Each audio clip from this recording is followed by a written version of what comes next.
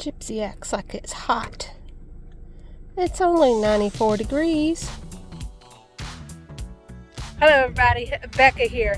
Today I am out at Copper Breaks State Park. Now this is way far out where it is hot and dry. What on earth could I find out here? There's plenty. Let's go see what's around.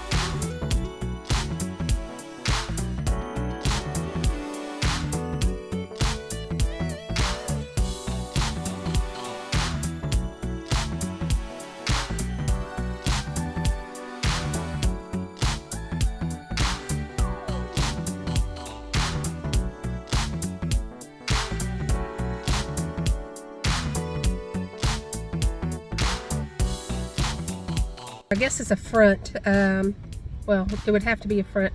But anyway, it has dropped the temperature by 10 degrees in about 10 minutes.